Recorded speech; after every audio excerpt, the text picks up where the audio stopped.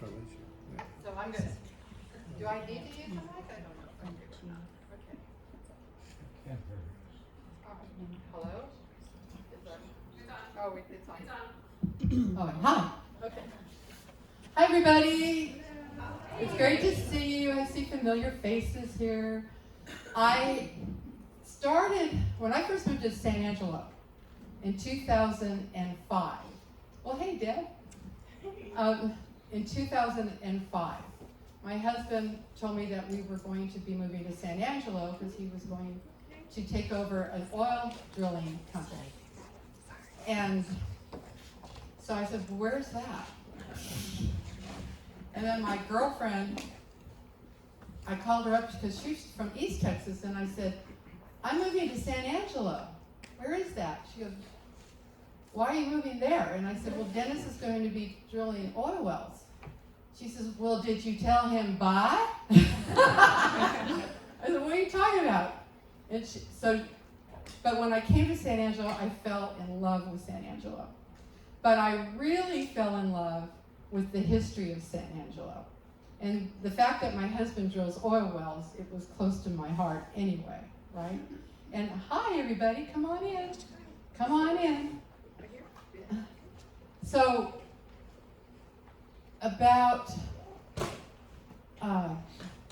started playing, I bought a saloon outfit and started playing at Miss Hattie's, playing honky-tonk piano there. And the history of San Angelo, so there's a fort and there's a bordello, and those are the biggest tourist attractions here. What an interesting place, right? So I kind of combined the two. And then when I learned the story of the Santa Rita well, which we're going to talk about today, I was blown away. Because I love stories that have miracles in them. And the Santa Rita well and that drilling was full of miracles. So my message for everybody today is, if you have something that you're working on, and you have a dream that you're working on, keep at it, because as you're in the game. Don't ever quit. Just keep at it. And that's what the story of the Santa Rita well teaches us. For those of you that don't know, I wrote a song called Jose Cuervo, You Are a Friend of Mine. Right? And oh, really? Yeah. And I learned that lesson. That became Country Music Song of the Year back in 1983. So I learned that lesson. Don't ever give up. Keep pushing, keep pushing. But when you put God in the mix, then expect miracles to happen. And that's what happened with the Santa Rita well. So we have Richard Brantley here today, who drove down from Midland, Texas to talk to you about all of the benefits that have been shared throughout the state of Texas because of the Santa Rita #1. And then we also have Gus Clemens, who has written this book. If you don't have it, you need to get it. It's called The Concho Country. It has all kinds of history in it. It was my reference book when I was writing the book Pearl. And I said, wow, because of the miracles and the persistence. So David Alexander is here, and his daughter's mother is the granddaughter of Carl Cromwell. And so I interviewed her. She wasn't able to come today, but I interviewed her, so we have a video of her talking about the family stories and it'll blow you away. Okay, so my purpose for today is just to share how amazing this town is, how rich it is in history, and we need to pass this on to their children. These kids that go to Santa Rita, they don't even know why it's called the Santa Rita, or live in the Santa Rita neighborhood. They don't know why it's called Santa Rita. And history is so, so important because it teaches us things that we need to know today. So today you're going to learn the story of the persistence of the Santa Rita well, and you're also going to learn never give up. Never give up, and how awesome this town really is. I just love San Angelo. Okay. So with that, thank you. Okay, so we have a musical coming up, which I wrote. Actually, I started the musical before I started writing the book. So I wrote the book Pearl here, and then I also have the Pearl Tour. So everything, all the research that I did, and part of it I learned from your wife, the Kickapoo Massacre, right? From T. T was actually born in Big Lake, Texas. And so he is starting our program today with the song that is in the musical Pearl. I wrote this song when I lived in East Texas. I was on my way to a gig, and I wanted to really capture why Texans love Texas. Why do my children pledge allegiance to the flag and the Texas flag? All of that, the patriotism here. I grew up in Southern California. I'm a surfer girl. I never saw anything like it. I've never seen anything like this, but it'll grab your heart. So I wanted to write this song about what that is. So T's going to sing this in the musical, and he's going to sing it to you right now.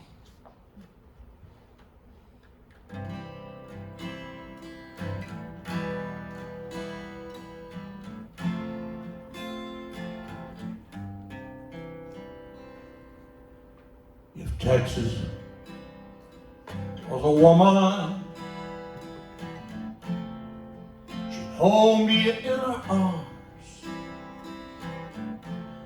rock me like a baby, close to her heart.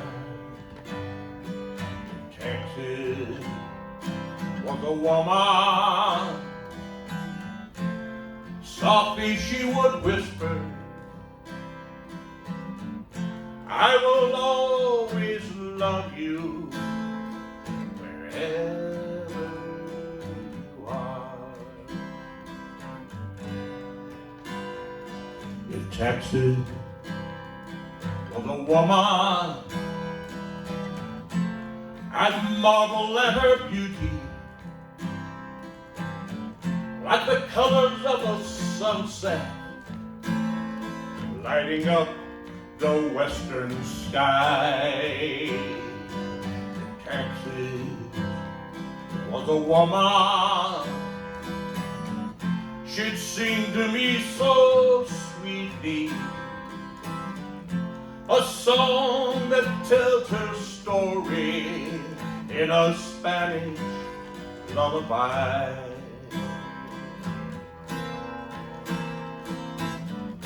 I'd see a billion stars forever in her eyes, stars that shine like diamonds on a moonless Texas night. If Texas was a woman, someday she would know the secrets to a love affair that run deep inside my soul. If Texas was a woman, she'd love me deep inside my soul.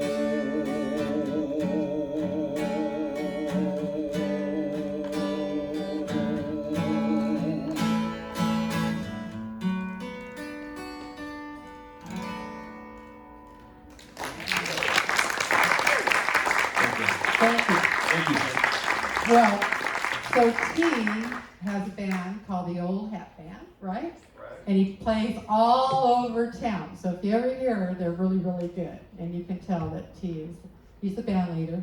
And I've got to go because I'm playing in Menard opening for Cody Canada tonight. Bonnie, thank you so much.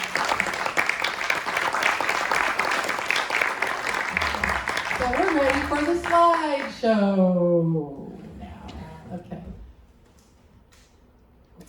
our tech lady is here. And I'm going to put this over here. So welcome to San Angelo PAC. And Yuki was so generous in letting us do this today. I've always just wanted to share the story. We are doing video, so this will go up on YouTube. But I really appreciate every one of you that came today. Thank you so much for this. So let's get started. Our first slide. This is San Angelo, Texas. Does everybody see? Is this familiar to everyone? Pardon me? Should we bring the lights down? Oh, yeah. Let's bring the lights down afterwards. Thank you. This is a very casual presentation. Okay, so feel free to do like what she just did. Okay. So it is the convergence of 3 different rivers. And the Native Americans saw convergence as a very spiritual place, which we'll talk about later. But this is our Concho River. Next slide, please. That produces the beautiful Concho pearl. And I learned before I moved here, because I started doing research about San Angelo, it's the only place in the world that produces a pink pearl. Isn't that interesting? I mean, we think about the pink pearl, but I said, this has got to be a magical place. It produces a pink pearl. And I learned that pearls, the more they're tossed and survive in the water, the more lustrous the pearl is. So, the beautiful pink pearl. All right, next slide, please. The town of Benthicklin was washed away in a flood in August of 1882, when the South Concho River rose over 10 feet, carrying away the town that was the seat of Tom Green County. All that's left and thriving are the old pecan trees growing on the river. So we are, how many people here are familiar with Benthicklin? Of course. And there's a cemetery up there by the Unity Church that I personally know the man who has been taking care of this cemetery. Hi there. Come on in. Okay, that's my friend Jan. And he's been taking it's a labor of love for him. He started grooming it and weeding it and all of that because he felt that these people needed to be remembered that were just kind of on this dusty little hill with these weeds all over. So you can go there now. He's a friend. He likes to stay anonymous. He calls himself a different name when people see him working out there. But that's an interesting story. So this was even before the fort. Okay, next slide, please. So T, that just sang for you, his wife told me the story of Dove Creek that happened in 1865. Does anybody know that story of Dove Creek? So the Kickapoo Indians, they were friendly, and then, of course, the Concho River, Fort Concho, they were all about rescuing people that were coming west. That's why the fort was built, because people were headed west, and the Comanche were very, very vicious. And the Kickapoo lived here too. And what happened was up at Dove Creek this one day, didn't turn out too well. They had that mentality of that the Indians might be hostile. So the chief and his wife, this is the legend. The chief, and not his wife, his daughter. Because in Native American, the female, the maidens, and the young girls are the most important people in their tribe. And so they came out with a white flag, and somebody got a happy trigger finger and shot the girl, the princess, the little Indian princess. And they say, and the chief. Well, little did they know there were 2,000 Indians there, all in the brush. So it didn't turn out too well for them. So up in Dove Creek, they have a monument there. And so the Kickapoo all went down to Mexico because they knew they'd be in trouble, right? So that's up in Dove Creek. All right, next slide, please. So the city had its beginning in 1867 when Bart DeWitt established a trading post over the river from Fort Concho, a frontier military post that had been established earlier the same year. DeWitt named the settlement Santa Angela, I think most of us know about this, in honor of his wife's sister, a Mexican nun. Later the name was changed to San Angelo because of the post office, and me being from California, you have San Francisco, which is a male, and then Santa Barbara, which is female. So Santa is the female version of a saint, and San is the male version. And so instead of saying he went with San Angela, and they said no, it's got to be male. So it came out San Angelo. So there's the story of how the town was named. Okay, next slide, please. And this is Carolina Angela de la Garza, and this is the sister. She doesn't look like a nun. Maybe it's the wife. You know, I find these pictures. I go, well, which one is it? But anyway, one way or the other, I think this is Santa Angela. And then this is a picture of San Angelo back in the day. Okay, next slide, please. And of course, we all know these statues. Saint Angela was a nun who lived in Italy. And in those days when she lived, girls were not allowed to go to libraries or learn to read and write. The woman's place was in the home, taking care of children and taking care of the family. So she started a school for girls. So this is a girl that she mentored, and that's her, because she felt education was very important. So that's Santa Angela, and of course you can see that at the Visitor Center. Okay, next slide, please.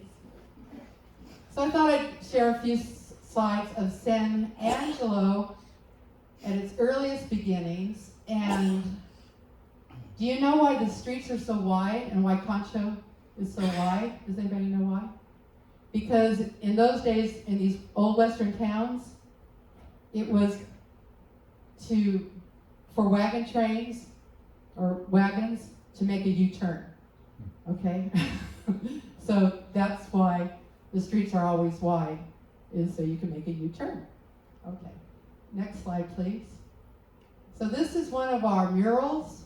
That one came out a little fuzzy. But I love how San Angelo preserves history with murals and art. And so this is a mural from those times, okay? Next slide. And here are some more photos of San Angelo. You can buy this early San Angelo. You can buy that book down on Concho Avenue. The Eggemeyer's, Cactus Bookstore. And the Cactus Bookstore, okay. You can buy this book and learn more about San Angelo history. This is a series. I have the same series of my hometown in Redondo. So this is what San Angelo looked like. Okay, next slide, please. I thought it was important to talk about these murals. Okay, these murals are expensive, and they all represent the history of San Angelo. So we all know where this is, right? Where is it? Next slide. Next to the Letty's. Yeah, it's right next door to Letty's. Thank you. We got a historian here. Good. Okay. Thank you, Kiki. Okay, next slide, please. The Hole in the Wall Gang. You know about the Hole in the Wall Gang? So we got Butch Cassidy and the Sundance Kid and Kid Curry are up here. Okay, so this is Butch Cassidy over in the far left. This is the Sundance Kid over to the right. And Kid Curry is the fellow with the mustache up there. And their hideout was in Knickerbocker. How about that? So that is a famous picture of the Hole in the Wall Gang. I don't think it turned out too well for all of them, I think. They all got busted. So anyway, there's the Hole in the Wall Gang. Next slide, please. And we have Fort Concho. So this is an early painting of Fort Concho. Next slide, please. And these are the soldiers. Some of these pictures are fuzzy, but you can go in and research all over Google. That's what I did. I just kept pushing buttons. And by the way, the best way for me to research is I'll look for a photo, because I was looking for photos, right? And if you look, so when you go on Google and you look for a photo of something, what it will do is it will show you all these different photos and will show you links to the photos, right? And then you can find more and more stuff with photos that go with it. So one thing to remember when you're researching, because you can't really tell, but you can tell with pictures what you want to know more about. So that's how I did all my research. Okay, next slide, please. The Buffalo Soldiers. They started here in San Angelo, Texas. They were the black race, and the Indians called them the Buffalo Soldiers because of their hair, reminded them of the buffalo. So these are our Buffalo Soldiers from Fort Concho. Next slide, please. And this is the Fort Concho Officers' Quarter in 1913. And we're all familiar with Fort Concho. Again, it's preserved. I love this. You see, I live in Southern California where they knock everything down to build condos and more condos because real estate is really expensive out there. That's what I love about San Angelo. You preserve the history here. And you've gotten awards for it. I love this. Okay, next, please. And this is Edith or Edie. Interesting story here. She was 13 years old and she got typhoid. And she was the daughter of Major General Benjamin Grierson. And it is said that her ghost is there. I don't know if any of you have ever heard of that. Well, I have friends, and whatever you believe, I'm just going to tell you the story, okay? That are mediums. In other words, they can communicate with people who've passed. And some of you will go, no, but that's okay, I'm just telling you a story, all right? So I took her, see that bench over there? I sat him down on that bench. And I said, tell me if you're picking up on anything. And one of them got up and said, I know everything going on in every building in this fort. That's what she said. And the other one started shaking. She says, I have a fever. And she started saying, I love the color yellow, and I love to dance, and I love children, but I've got a fever. I said, now we'll go over to the information place, and they'll tell you all about this building. So, whether or not you believe in ghosts, mediums, any of that stuff, I'm just telling you a story because that's what I do. I tell stories, okay. Next slide, please. So this is where the Santa Fe Railroad came in. We all know this building down on the end of Chadburn, or at the corner there, all right. So that was the Santa Fe train that came to San Angelo. So that's why San Angelo was so important, which we're going to get into in just a minute, was because they had trains, really nice trains that came through here. Okay, and the next slide, please.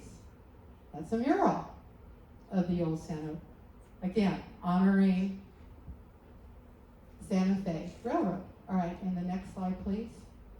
Okay, this is where we get into the good part. And this is where I'm going to pretty much turn it over to my guests here, Gus Clemens and Richard Brantley. And just for me, just to share with you why I got so interested in the Santa Rita. This is on the UT campus. And I had heard about the Santa Rita.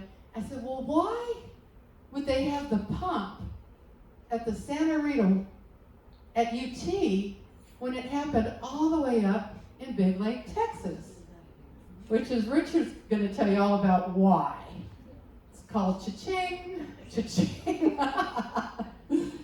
So this is the original Santa Rita pump that is proudly displayed at the UT. My son was studying to be a petroleum engineer. He got his degree at UT. So of course, I was all into that. And that's how my journey with the whole Santa Rita started, was with my son going to the school. So right now what I'm going to do is I'm going to sing a little song that I wrote.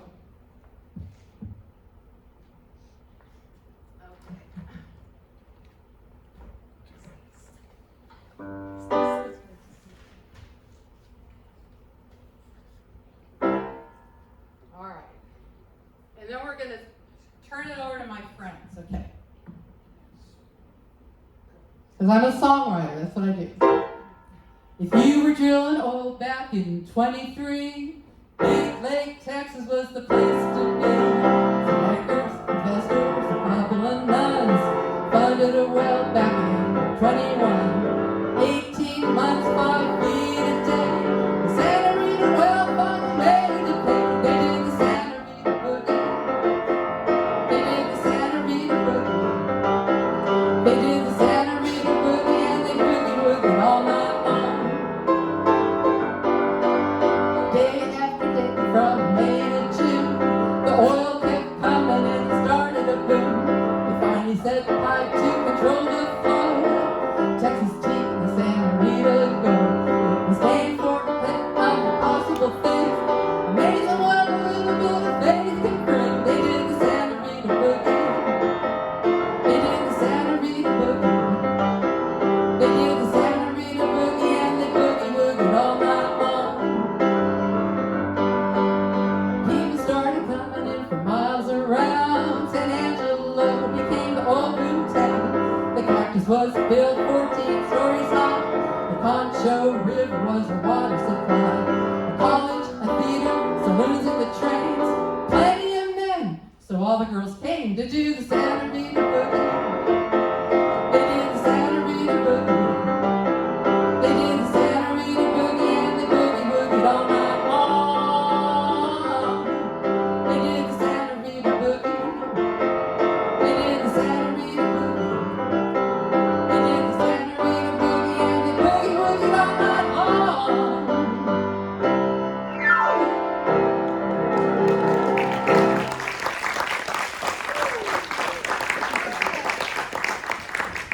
So good stories inspired songs. All right, let's go to the next slide. So this is San Angelo in 1922, when these poor guys, Carl Cromwell was up there dropping a tool, he'd pick it up and boom, in 1922. So this is right before the oil boom. Next slide, please. And there was the terrain, which is very significant, and we're going to go into that right after we go into the Santa Rita. So next slide, please. And there it is. All right. So the Santa Rita well. Let's start with Gus. Well, I wanted this on. I wanted to start back at the beginning and tell you a little bit about Saint Rita, since that's what it's all named for. She was born in Cascia, a town and commune in the Italian province of Perugia. I don't speak Italian very well, but anyway, that's where she was born. And it's in the middle of Italy, about 85 miles north of Rome. It's a very sparsely populated community. Her name was Margherita, which is Italian for pearl. She had an arranged marriage that lasted 18 years with an abusive husband. And then the husband was stabbed to death as part of a family feud that they had going in Cascia. So her husband's murdered. She has 2 children, 2 sons, and she worked very hard to try to diffuse the feud. But the 2 sons were were convinced they wanted to avenge their father. She prayed hard that they would not become murderers, and both of them died of dysentery a short time after that. So be careful what you pray for, Mom. She tried to enter the monastery of St. Mary Magdalene in C-A-S-C-I-A, and she was turned away. But she prayed and worked in the feud between the two families, and when she was able to do so, at age 36, she entered the monastery. And she remained there 40 years until her death of tuberculosis in 1457. It's interesting that her name was Pearl, and she died of tuberculosis at a town that was famous for a tuberculosis hospital, or close by. Near the end of her life, Rita was bedridden in the convent, and a visiting cousin asked if she desired anything from her old home. And Rita asked for a rose from the family garden. It was January, and her cousin did not expect to find one due to the season.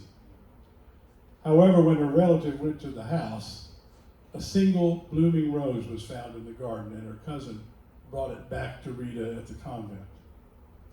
It's the reason St. Rita is often depicted holding a rose or with roses nearby in pictures of her. Pope Leo XIII canonized, made Rita a saint in May 24th, 1900. Her feast day is celebrated on May 22nd. At her canonization ceremony, she was bestowed the title of Patroness of Impossible Causes. That'll tie into our Santa Rita story in a little while. She's known as the patroness of abused wives and broken women also. And her incorrupt body remains in the Basilica of Santa Rita de Casisia to this day. Body not being corrupt is one of the Catholic Church's indications that you're a saint. So if you want to see Santa Rita, you can go to Cassia and see her. And then possibly to tie in closer to today, in the 20th century, a large sanctuary was built for Rita in Cassia. That's where she is now. The sanctuary in the house where she was born is the most active pilgrimage site in Umbria, which is a big province in central Italy. The national shrine of St. Rita of Cassia is in Philadelphia, Pennsylvania, and it was built in 1907, and it's a popular spot to continue today. There were 2 films based on Santa Rita's life, both Italian, in 1943 and 2004. But the key thing is that the interest in St. Rita occurs roughly around the time that the Catholic women go to the priest because they had invested money in the Santa Rita well, and the priest said, "Well, I would pray to Saint Rita, the patron saint of hopeless causes," which was wry humor on the part of the priest. And I don't want to step on Richard's lines, but they gave was Pickerel they gave it to? Yes, pickle. They gave Pickerel and then the other guy, hey, there's 3 people that Richard and I will talk about, but Pickerel Next slide. Okay, so let's go to the next slide. There we go. Okay. This is one of them. These are the money people that took over after the first guy from Big Lake. Rupert Rickert. Thank you for refreshing my memory. Anyway, they gave Pickerel a rose. He put it in an envelope and took it to, and they said, "Would you please dedicate the well in honor of St. Rita?" I mean, at the time it was just number 1 was the name of it. And eventually they got to, actually it's not really Big Lake, it's Texon and Best, which are the closest towns to where the well was placed. And once again, I don't want to step on Richard's story, but how much do you want me to tell? Well, right there, I'd like to bring Linda Bond up real quick. She has a story about one of the Catholic women, right? Or, Sure. yeah. She Or you also, can I'll just hand you the mic here and you can just talk to everybody. This is a, oh, okay. Okay, so Linda Bond, she's a historian here in San Angelo as well. she also wrote the book about Arthur Stillwell, and if Arthur Stillwell hadn't championed San Angelo to be the headquarters of the KCMO Railroad, none of this stuff would have happened. It would have been in Sweetwater instead of San Angelo. Anyway. Okay, good. It's on. I'm coming to you today as Mary Alice Kennerly. We had just formed a club with the Catholic Women, the first organization we were allowed to create, and we decided we wanted to invest. Well, as everyone said, that's highly speculative and very dangerous, but we were insistent. Many of us were alone, we were widowed, and we were ready to do something important. So we went to our parish priest, Father Patrick Simon, and we asked him if we could invest and if he would help. And he repeated the refrain that it was very chancy and very brave of us to do that, but he didn't seem to indicate that it was a good idea. We persuaded him that we were very eager and very dedicated. We'd done our research. We found that there was a well that was going to be drilled in West Texas, the first of its kind. It was talked about as something that could be big, it could be bad, but it was the well we wanted. So we told the priest, and Father Patrick Simon says, well, will you be tithing? And suddenly he was very interested. We assured him that we would, and we asked him if he would bless our venture. He said he would bless it if we would name it after the patron saint of the impossible, Saint Rita. Yes, we said. So he went out to the parish garden and he picked a rose and he brought it back in and he said, I'd like you to take these rose petals to the top of the well and dedicate this to Santa Rita. And we of course said yes, not knowing how complicated that would be. All of us took a train to Kansas City and then a train to San Angelo, someplace none of us had ever been. It was quite an adventure. When we got to San Angelo, we found Mr. Pickerel. Now, he's not a man that's, well, not exactly fun, should I say. He was not amused at the idea of the rose petals or naming it. But I will say, after having drilled and having quite a few dry holes, as they say, he was willing to consider our offer. He said yes, he would name it after Saint Rita, call it Santa Rita, and he would take our rose petals to the top of the well. We weren't about to let him do that alone. We all took the train. We had to go to the conductor and find a way to get on the train to go to see where this well was. We climbed into the train. It was so exciting. There were so many people. And I think you'll talk about all the people who rode the trains. We took a train to the heart of West Texas. When I tell you there was nothing there, I suspect you'll believe it. But what there was a wooden oil derrick. We stood and watched and we prayed as Mr. Pickerel climbed to the top. We weren't just praying that he wouldn't fall, but we prayed that God would bless our venture. And this crusty man at the top of the drilling rig stood at the top and sprinkled our rose petals down. And he said, I proclaim this in the name of Santa Rita. And down he came. And the well blew and changed history as we know it today. Thank you. Wow, what a great surprise! That was so awesome. Thank you so much. So, Frank Pickrell, he was the person who pretty much put it all together. You have something to say about Frank? Oh, sure, yeah. Here's your mic right there. The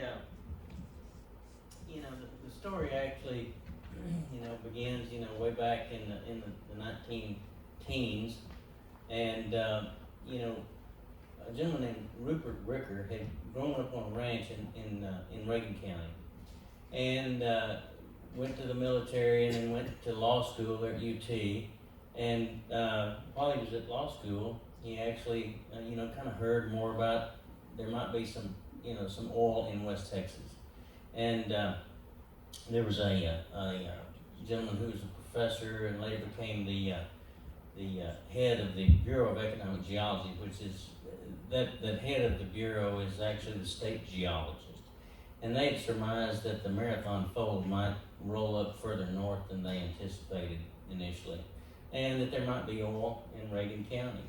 So Ricker had graduated from law school, come back to Reagan County. He was practicing law there, and but that probably didn't suit his fancy tremendously. Yes, sir.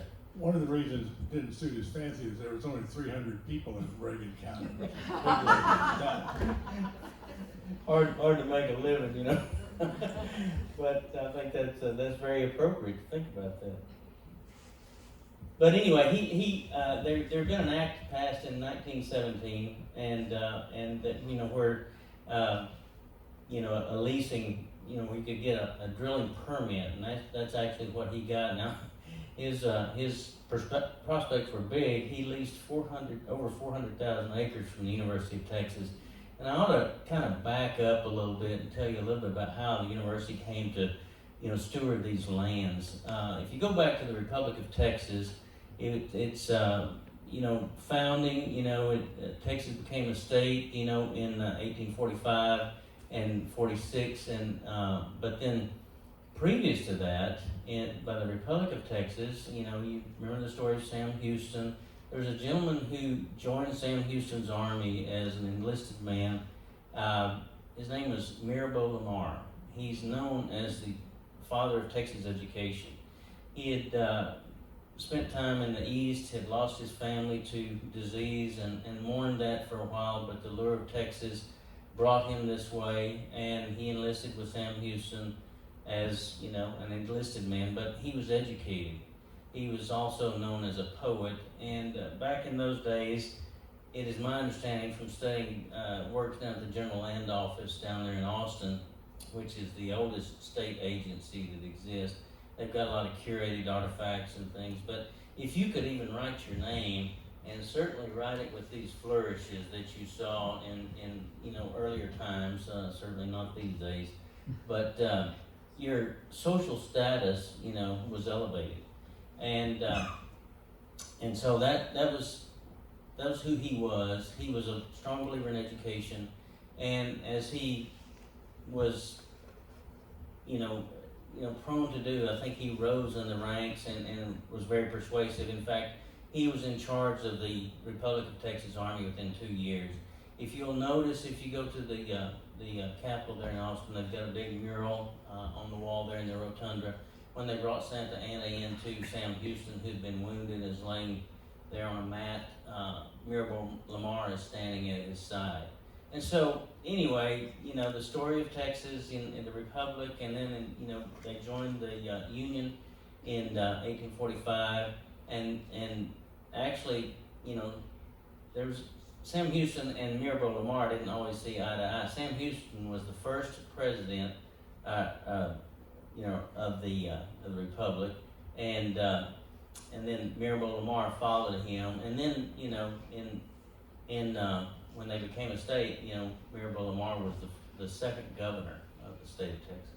Anyway, but he believed in this educational effort, and Texas had a lot of land, even as the Republic had a lot of land. They had no money, and they sought to set aside land for the benefit of public education. The Republic of Texas set aside 50 leagues of land at Mirabeau's those directions. These lands were in North Texas, up around Sherman and Paris and Gainesville. And as you remember your history in that window from 1839 to 1845, and then, you know, after Texas joined the Union in the 1859, you know, through 65 was the Civil War. And Texas actually, you know, joined the Confederacy, and there's a lot of, you know, back and forth during that time. Those lands, the 50 leagues, which is about 288,000 acres in North Texas, during that window of time, there must have been a lot of, you know, settlers that came in and things like that. And so when Texas actually got around to writing its constitution in 1876, you know, nothing happens very quick in state government, I'll tell you that, from a real life standpoint. But they wrote their state constitution in 1876, and in that constitution they set aside 1 million acres for the benefit of higher education. Texas, as you read the history, and you can look a lot of this stuff up and kind of weave it back together. I've done quite a lot of reading on it, but even as a state, they had a lot of land, they had no money, and when they joined the Union, a very interesting fact about this, when they joined the Union, most states, you know, had indebtedness, and they told the federal government, if you'll take our debt, we'll, you know, collateralize it with land. There was an offer to do that. The United States offered to pay $10 million. Texas had a debt of about $13 million, and we'll give you our unappropriated lands. But the federal government did not accept that for some reason or another, and it's a great serendipitous blessing to all of us that happened. Ultimately, the federal government did accept Texas into the Union, but they did not take Texas debt. And so you'll notice in lots of other states, New Mexico particularly, Colorado, all these western states for sure, there's a lot of federal lands. Texas has the only federal lands in Texas is the you know, the state parks, you know, the Big Bend and then Guadalupe Peak. And so Texas is a very private property rights oriented state, and as such we've all, you know, benefited from that. But that's how, with the Constitution set aside of 1 million acres in 1876, and then the legislature set aside another 1 million acres for the benefit of higher education in 1883. And they were doing this for public schools as well.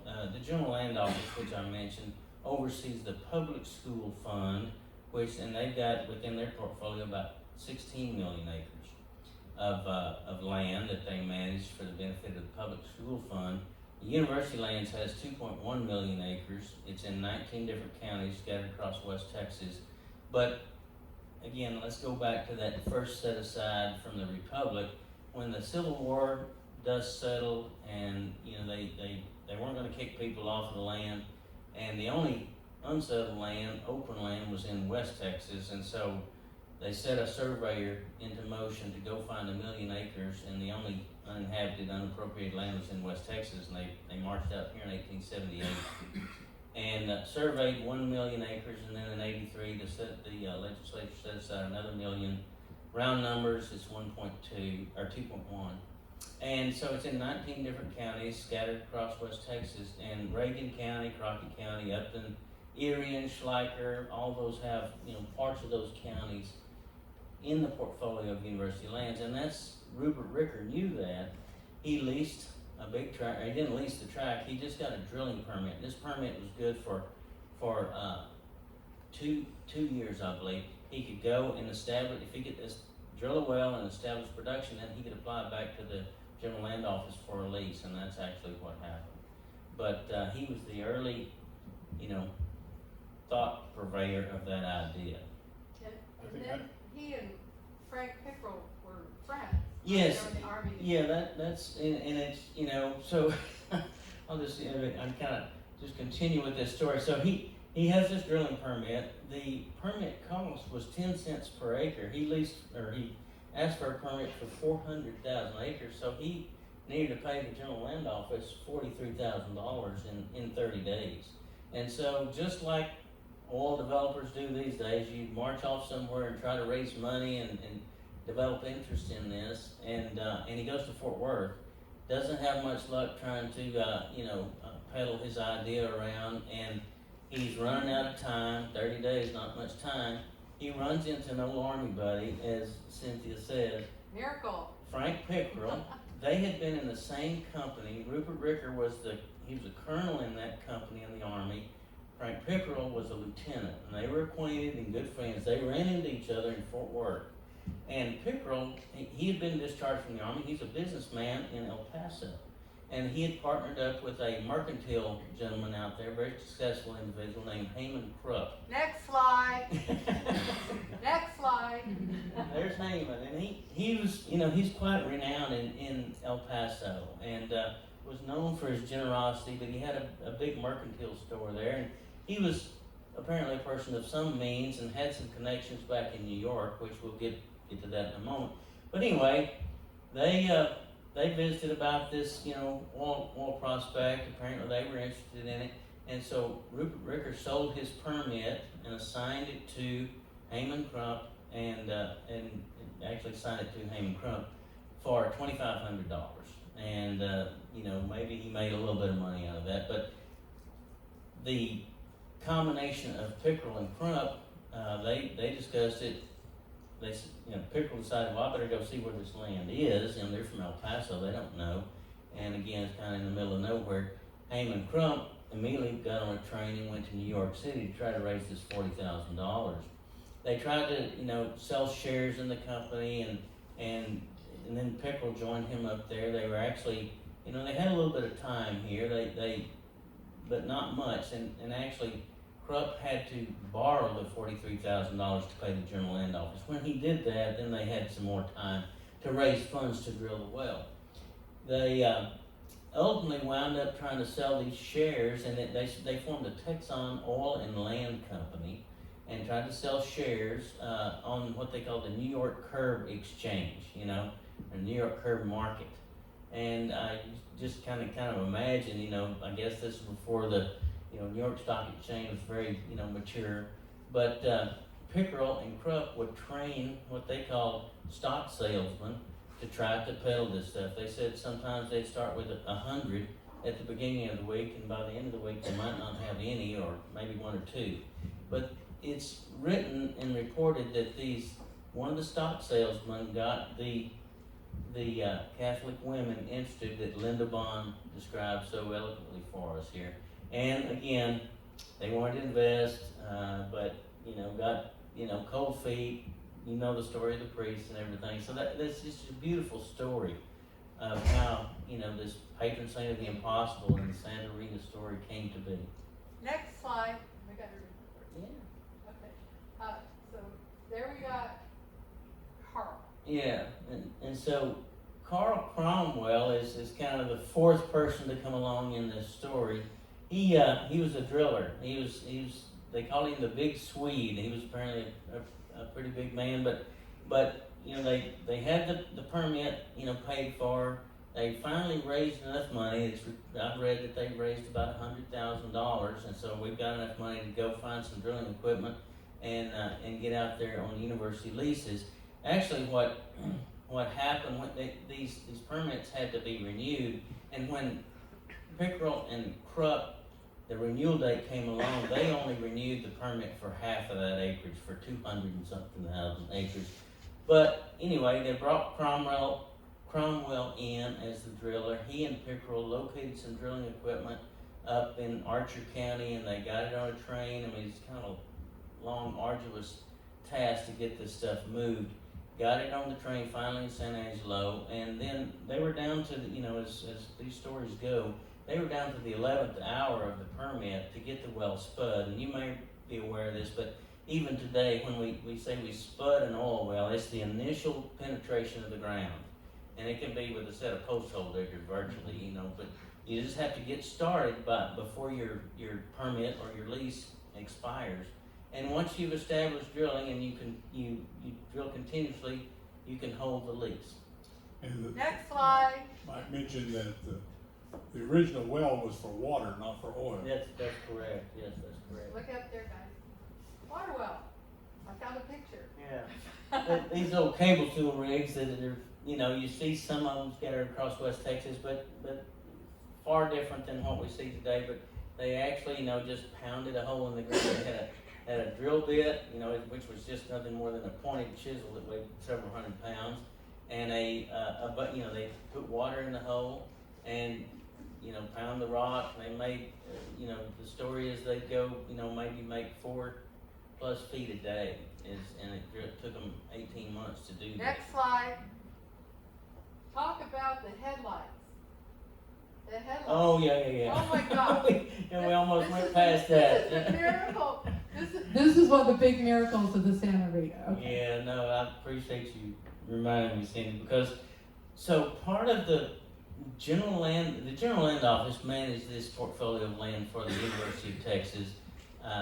In its initial set aside, there wasn't really a University of Texas office or anything like that initially. But part of the requirements of the drilling permit was that, okay, if you spud a well before the expiration date, you've got to get 2 unassociated witnesses to sign an affidavit to verify this fact. And so, again, they had, and I'll step back just a little bit, they had the drilling rig and everything on the flat cars coming out of San Angelo, and, certainty wasn't, all that known at that time, geographically. The word was, I think we're on the lease. Let's get this stuff off. We've got a few hours. I mean, we're like in the dark right before the expiration of the permit. They get the material, the equipment off, and they start spudding this well. And as Gus said, it was a water well, but that counted. And they start activity, and then Pickrell, who's kind of in charge of this whole thing, suddenly realized, I've got to get 2 witnesses out here in the middle of nowhere. If you've been to the Santa Rita well, you'll know it's about halfway between Big Lake and Rankin, and pretty remote, and even more remote in those days. But as the miracle would happen, he looks up and he sees some headlights coming down this dirt road. Highway 67 is just about a quarter mile, north of the well. And he makes his way out there to the highway and flags his car down. And the story is it was 2 old cowboys they wanted to go to town, and he convinces them, well, just take a minute, come out here and look and see what we're doing, and you can affirm that we're doing this, within the time window.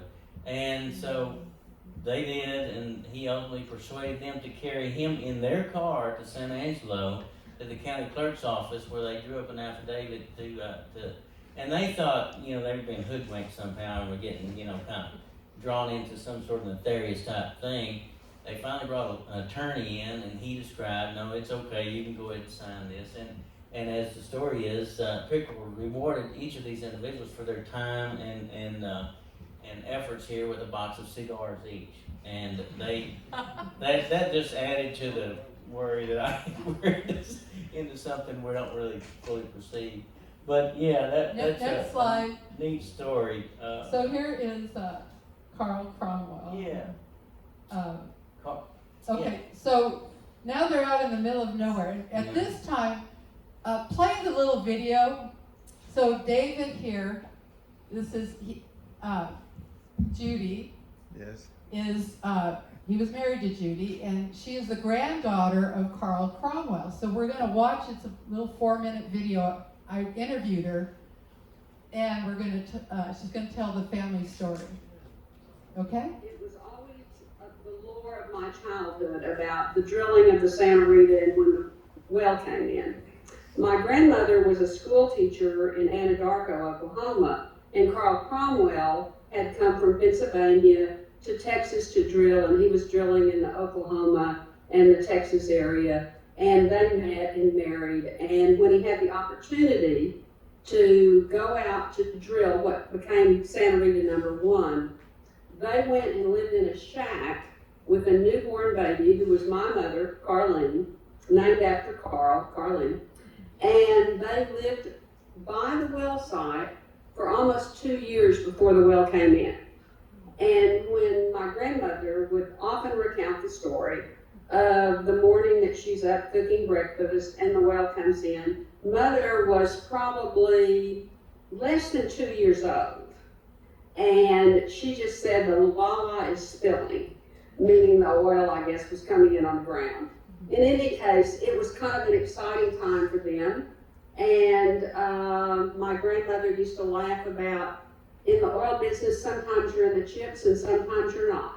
Oh, And I one of sometimes being in the chips, and then my granddad got really interested in aviation. And that's another part of San Angelo's history that he was involved in, and that is the development of the airport there and the ties between getting the equipment to the oil field and the hardships of getting the equipment to the oil field by car or by train, and developing the notion of airline service. And that was one of the things that he was involved in San Angelo. I can't imagine living there for 2 years, and they had a tool. It was a drop tool, wasn't it? And it only like 4 feet a day. You know? Yeah, and my grandmother tells the story of my granddad would hunt in the evening, and that for 100 days in a row they ate quail because that was what he could shoot, and bring home and they would have quail. He loved that. 100 days of quail would be very difficult. Oh my gosh. And how big was that shack? Do you know? You know, I really don't know. I've seen pictures of where they lived. After that well came in, they still lived out in that area as they drilled other wells in the sunken field. I'm sure it was very, very small and meager in many, many ways. But my grandmother was a school teacher, well educated. I don't know that Carl Cromwell had a lot of schooling. I've seen lots of letters he wrote, and he was very knowledgeable. He wrote very, very well. And I'm sure it was an interesting experience for them, but not unlike what many people must have faced in the 1920s. Right. I actually read that school teachers were not allowed to be married for a long time because the whole idea of women taking care of children in their house. You have children to take care of, so you won't have any of your own. You've already got all these children, so they... No, they married late. My grandfather was 31, and my grandmother was 25 when they married. And my mother was born a couple of years later. And so I'm sure it was the case that she had taught for several years and obviously left her position when they married. They had to get things in the ground in January, as I understand it. My mother was born in January of 21, which was the month they had to get it in the ground. She was born at Shannon Hospital in San Angelo. They lived in the oil fields until that time. I think that, and they must have moved on to the site by March, the way I read the history and understand the history, and were there then, and it's 2 years, almost, it's May of 23 as opposed to March of 21, so they're there a long time in the middle of nowhere. How about that? They should live in a tent with a brand new baby, and they're going, yeah. A year and a half, that's a long time. Okay, so let's get back on our slideshow here. I had heard about they were eating breakfast when it came in, right? It never occurred to me that there was a woman there cooking their breakfast. Women are important in history, but we hear about those stories, and so anyway, I love that. Mike mentioned that the well actually came in, I think, on May 24th. That's when the first things happened. And they continued to get some oil flow after that, which got everybody in San Angelo excited. And they said, well, we'll take a train, the KCMO, which is the railroad that follows the Middle Concho River. We'll take the train out to the well site. And they did that on June 10th, which is right now. 100 years ago. Before we go there, let me just show a couple of things before that. Okay, so Judy had given me, she has this book that was written by C.K. Stilwell, who was the Thule. And he wrote, "The rope choker and Thule may be forgotten by now, but they started the well by the sweat of their brow. If only the toils of these men who spud it in will give one student the courage to win. The rope choker and Thule consider their jobs well done on the ever-to-be-remembered Santa Rita number 1. Isn't that cool? So let's go to the next slide because I want, okay, so again, this is when, what Gus was talking about. There's Santa Rita, and she had this red mark here. This blood. Stigmata. Yeah, it's called a stigmata. It's what some saints have had. I think Assisi had it. Francis of Assisi. Yeah, it's representative of the crown of thorns that Jesus wore, and she began to have this stigmata later in her life. Right. She had been a nun for some time before that began to appear. Right. So it never, in other words, it never healed. It was always bleeding. Okay, next slide, please. So here's all these guys. They're all celebrating the Santa. And so it was completed on May 27th, 1923. So there's a big old picture of them all smiling. And next picture, please. And so here we got Big Lake reports good oil showing. This is the headlines of this is the headlines May 28th, 1923. The article notes that Ollie Parker Ranch in Reagan County, 87 miles west of San Angelo, blew in at 6 o'clock Monday morning with a showing of oil claimed to be the most promising yet obtained in the section. Santa Rita number 1 sprayed for about 10 minutes and put 10 to 15 barrels of 40% pure crude in the slush pit, the article notes. So this is the San Angelo headlines on the 28th. Okay, the next slide, please. So, now we're going to get into the train. So they load the train up for people in San Angelo to go see it. And up to this point, there was oil coming in, but it was those small amounts. And they get there on the 10th, and they get there, and they wait, and they wait. And it isn't until after 4 in the afternoon that the well actually came in. But then it came in, I think 4,000 barrels of oil at one time, shooting Okay, 100, so I got pictures. Okay, shoots 100 feet up in the air. So here's the Orient train. I don't know if this is, I just got a picture of the Orient train. So the Orient train came out of the train station that we know over there. And then the Santa Fe was a different train line. So that's a whole nother presentation. Okay, let's go to the next slide. The oil well is intimately linked to Stillwell and the KCMO. Right, and we need to talk, Santa Fe doesn't have anything to do with where they put the oil well. Exactly. So it was the Orient train. Okay, next slide, please. So this is the train, and there is the Santa Rita. Next slide, please. And again, people were coming out to see it. Next slide, please. I love this picture. Is this the coolest? Is this the one you have? Yes. I love this picture because it shows there were 1,000 people that went there on June 10th. What's today? June 10th. And what time is it? I mean, they were. It's like 100 years to the hour that this was happening. Is this cool? So there's the cars, and they're all there to see it. Let's go to the next slide. And there it is. And any of you that know Kay Ellis, these are her aunts. She showed me this picture that's about this big. Remember the old days in the 50s, our photographs were a little tiny? And that is June 10th. Okay, go ahead, Gus, because looky. Well, that's the discovery well of the university lands. I backtrack just a minute to naming it Santa Rita. The Pickerel was hesitant, but eventually climbed up on the well and scattered the desiccated roses and dedicated Santa Rita.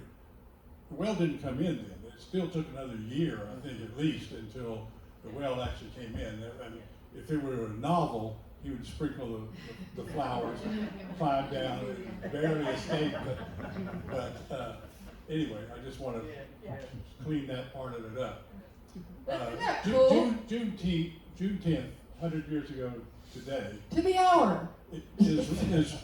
is the time that everybody knew, oh my God, this really is.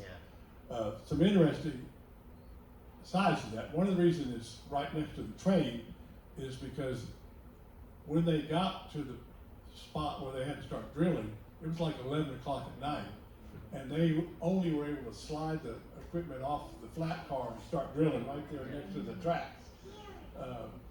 So the well's only 174 feet, south or north of the railroad track, so they just got it barely away. So they drilled there, and as opposed to the place where the geologist had said they should drill, which was further north. The well's on the north side of the tracks, and like you said, 100 feet away or something. They later went and drilled where the geologist had told them to drill, and it was a dry hole. So, Isn't that crazy? So I read all that in his book. Okay, next slide, please. So there's the Santa Rita again. Yeehaw. Next slide, please. So this is Big Lake. Oh, this is the Big Lake Oil Company in Texon, Texas. So they actually, have you ever seen Texon? Thank you for coming. This is our music director, by the way, Faulkner Rocha, and his beautiful wife, Emily, and the baby that calls me Nana. Okay. He's the music director for Pearl. Okay. So they actually developed a town there, Texon. Okay, next slide, please. Oh, I'm sorry. Okay. You want the Cowboys back? Okay. Yes, if I could, I just an interesting note here. I gave a little presentation down at the Permian Basin Petroleum Museum about a month ago, and a gentleman came up and he said, "See this guy right here in the middle? That's my granddad." And he was a cowboy on Oliver Parker's ranch, and you saw the headlines from the newspaper that oil was discovered on that ranch. Now, on in the university lands portfolio, all of our lands, the 2 million acres, is leased for grazing. There's over 110 grazing tracts out there, and I've looked back at the official records, and Oliver Parker leased that tract out there. Anyway, it's just quite interesting, and really that was the earliest, commercial activity was, obviously grazing on these lands. We've got families that have been on these lands for generations and go back into the pre-1900 time. And so anyway, it's just was a neat thing for him to see. He was just saying, "Oh my gosh," and he brought that picture up to me, and I'd already seen that. I had it, but I didn't, put it in the slide or anything. He said, "That's my granddad right there." And another interesting thing about this, you talk about, Mrs. Cromwell and baby Carlene and Carl out there, and they lived in these little, they call them boxcar shacks. It was just two little boxcar shaped shacks right there along the rig. And one of the things she tells about it, and to kind of augment what her granddaughter was saying, was that, she was educated. You could just tell by the way she wrote and the way she described things. But said those cowboys would come by, and they kind of wanted to believe, but you could kind of tell that they felt kind of pitiful for these folks out in the middle of nowhere pounding a hole in the ground. Are you sure? Anyway, it's kind of a sweet thing. Talk about perseverance. Yeah. So let's go to the next slide, and this is Texon. All right, which was thriving at a baseball team. If you've ever seen the movie The Rookie, you'll see two little nuns going out there with rose petals at the very beginning in Big Lake, Texas, representing the Catholic women. All right, that was with Dennis Quaid, so that movie. All right, the next slide, please. This is what Texon looks like now. Yeah. So, people go where the money is, and... Let me tell you a story about this slide. I have not seen these photographs, but I've been to this place. This was the Boy Scout hut in Texon. And one of the things that happened, you'll notice when we went from the Texon Oil and Land Company to the Big Lake Oil Company. Okay, so when Pickerel and Krupp, we got oil established out here, they didn't have the wherewithal to go and develop this field. And so Mike Benedum was a northeastern driller, and they sold their interest in these leases to him, and he came in. He immediately changed it to the Big Lake Oil Company. But one thing about if you've been in West Texas long enough, you know that they have these little oil camps around, and there's a lot of fond reminiscence of people that grew up in those oil camps, and you can imagine how it was in the Texon oil camp, or the little community of Texon. It was a company town. It was very tightly controlled. A gentleman named Levi Smith, who was kind of in charge of this for the Big Lake Oil Company, and he actually required you get his permission to come visit. They want to keep, ne'er-do-wells out and things like that. But you can imagine in the 20s, late mid-20s, late early 30s, what a place of oasis this was. They had trees and swimming pool, and they had a golf course. And the reason they had those things, in my opinion, is not unlike promotions of the day, where they were trying to illustrate to the northeastern investors that we've got all the modern, amenities that anybody could expect to be out here in the West, and so to solicit investment. But anyway, that's a little bit about this, and I'm going to tell you one more story, which I think is pretty neat. So in about 15 years ago, I'm down there at Texon, and as you know, this is about the only structure left there. There's some sidewalks and things like that. When I actually came to work for University Lands in '99, there were still two houses out there with people living in them. But anyway, I was there about 15 years ago. It was a cold February morning, and I was with our field man who, looks after that area down there. It's, cold and windy. It was not a very pleasant day. Anyway, we're driving around just looking at a couple of things, and we see a little van, a few hundred yards away, and it would move up and stop, and then it'd move over this way and stop, and it's not where a van should be. Okay. Anyway, I said, well, we probably better go over there and visit and see what, if they need some help or something. So we go over there. There's this small van. It's got 3 ladies in it and a young boy about 11 years old. And one of them described that she and her brother had grown up out there, and she's well into her 90s, had grown up out there at Texon, and you get this kind of misty-eyed remembrance of these folks that were out there during that time. And they wanted to, just looking around, but they, we want to see the Boy Scout hut. So it's back off in the brush. I mean, it's pretty well brushed up now. But anyway, we can go over there and look at that. It's interesting to hear their remembrance of this. We go over there, and I get 3 ladies, they're in kind of house dresses, and this young boy, and we go in this Boy Scout hut, which it's been set on fire or caught fire or something. It's quite dilapidated, but anyway, go in there and look at that, and we're coming out, and again, the wind's blowing about 25 miles an hour, it's cold, and one of the ladies said, well, this place would probably work, wouldn't it? And anyway, and so, well, what's this, maybe there's more that we don't understand. Anyway, so what are you looking? No, he liked the golf course, is what one of them said. So anyway, the real story was that the lady who'd grown up out there, well, it was a wife of a deceased individual, and they got his ashes in an urn, and his elder sister, who was a 90-year-old lady.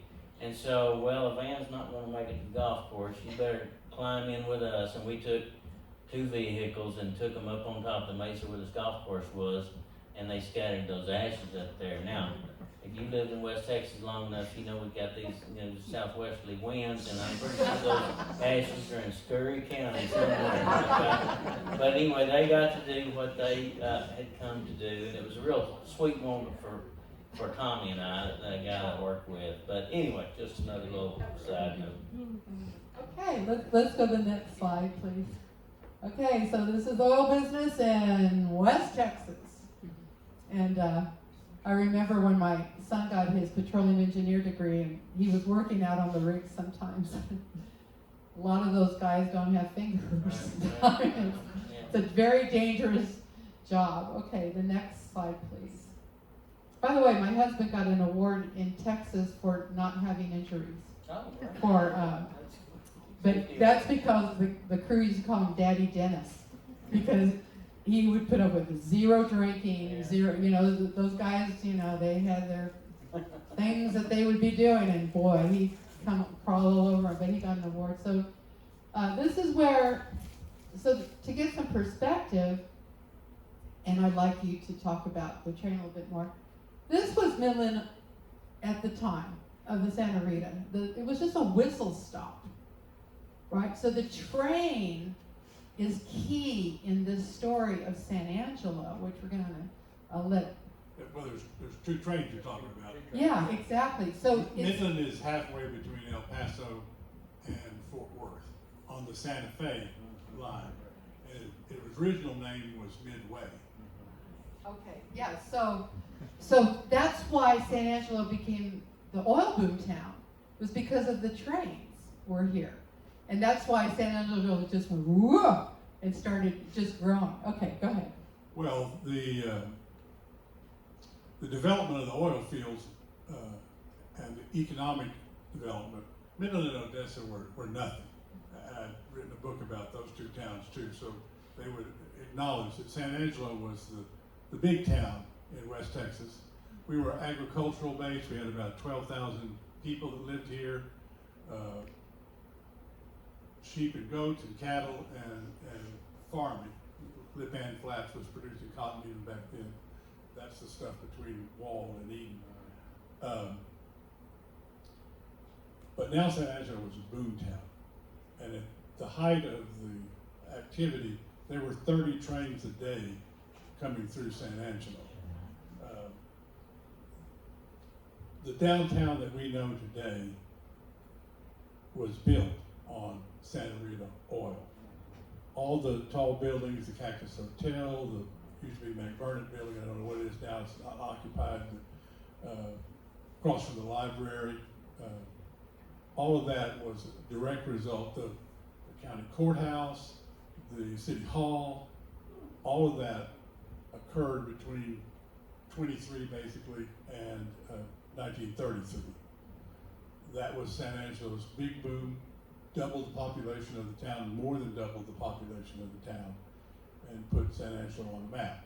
Now, 33, Depression comes, the saying got to the point where, well, one thing, the university lands were producing so much oil, there was a giant oil glut.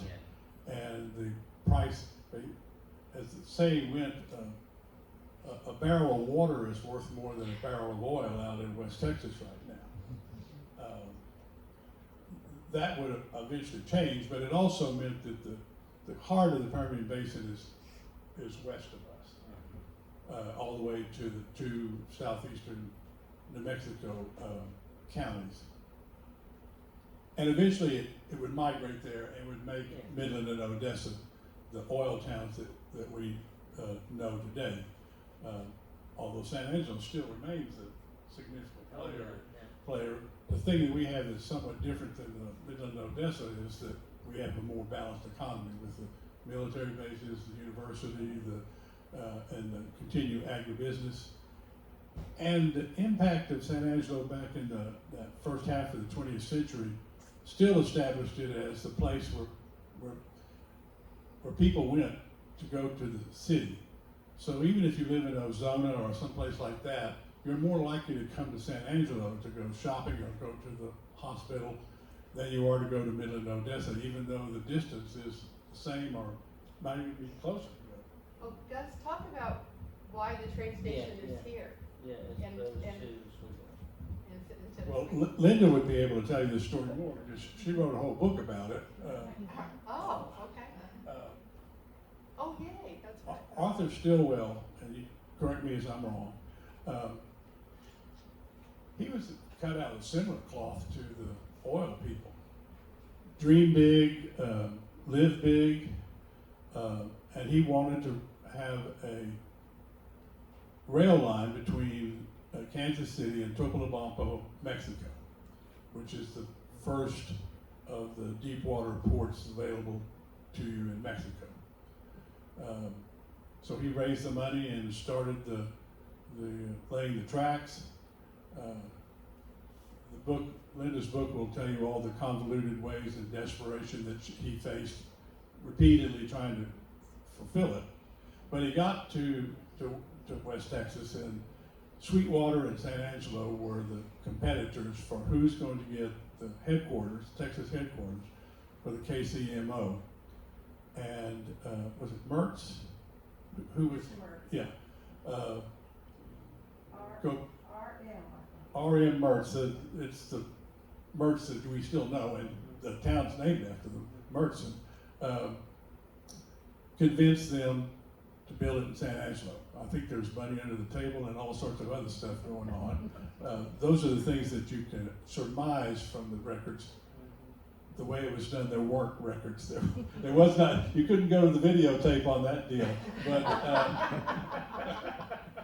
But anyway, we beat Sweetwater out, and so he built a very elaborate for the time train station, which that's our railroad museum today.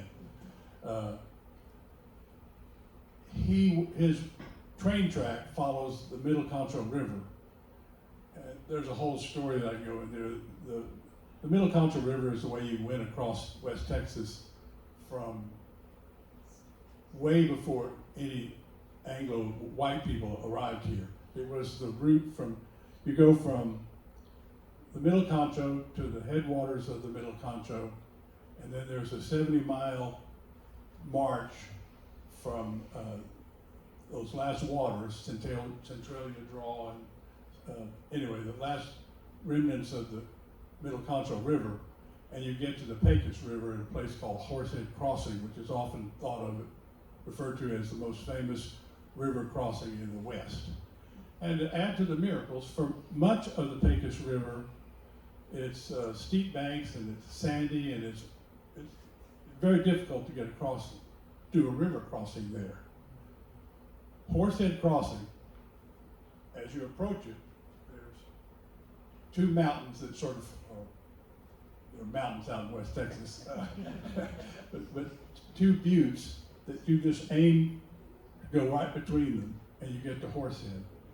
And Horsehead, the banks are, there's not tall banks. The land just goes straight to the river. And then there's hard-pan rock on the riverbed. So that's the only place you can cross easily.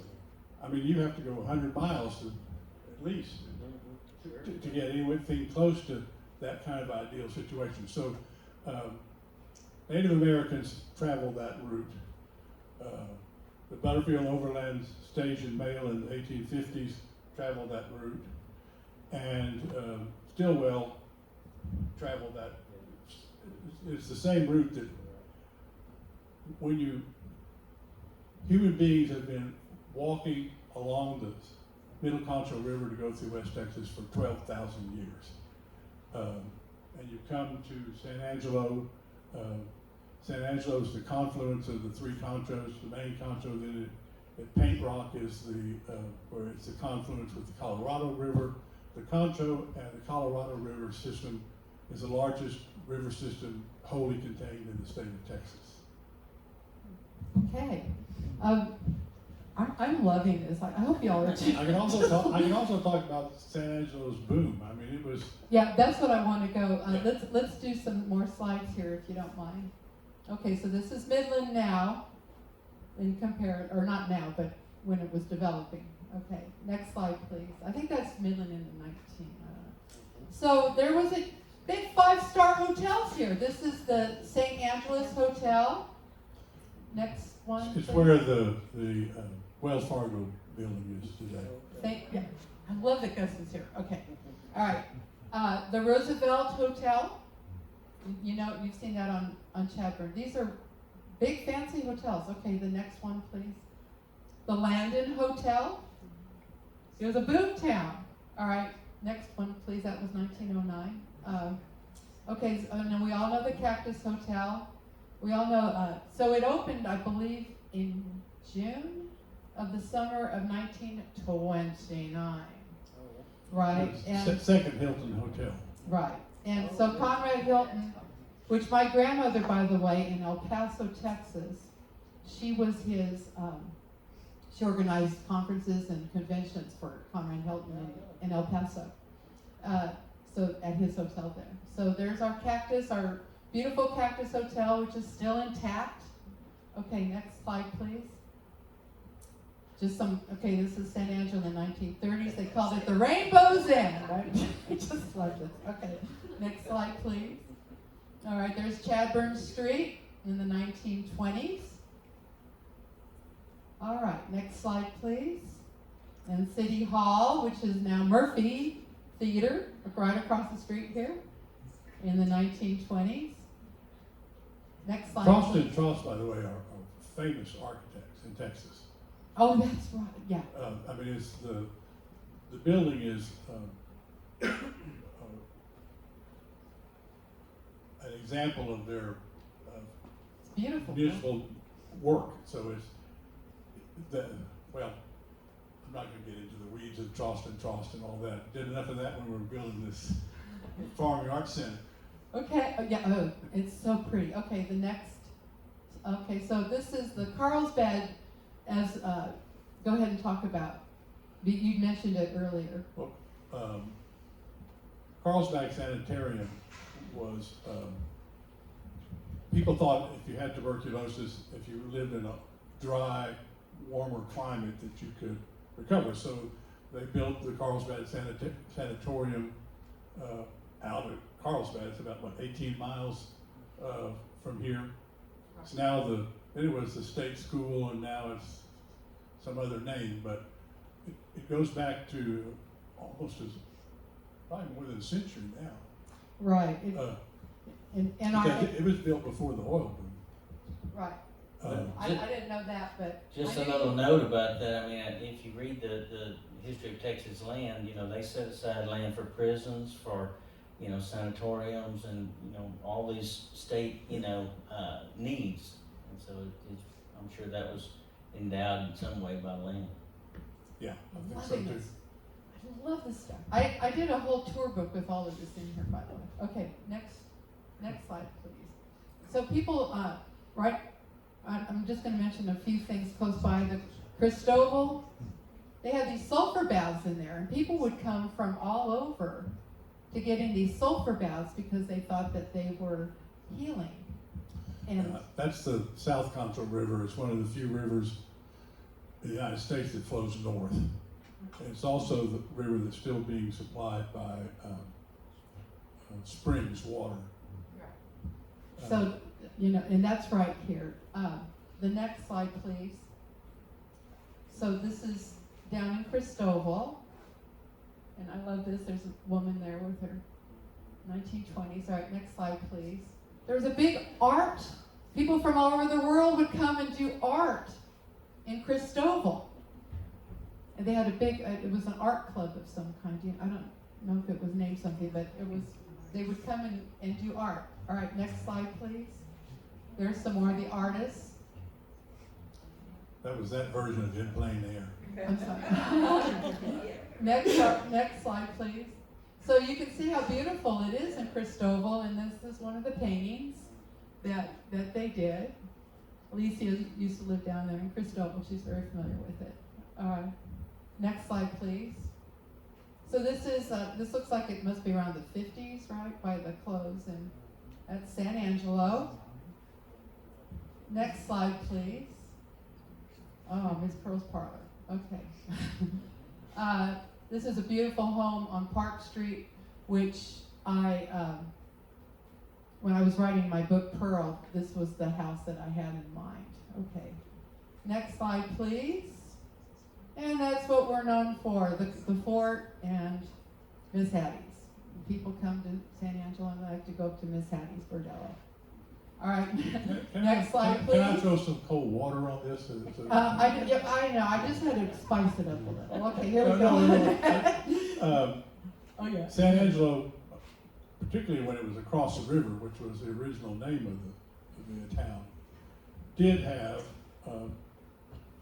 prostitutes. I mean, that was the bars. The Wild West. Bars and women were but this is not Miss Kitty from Gunsmoke.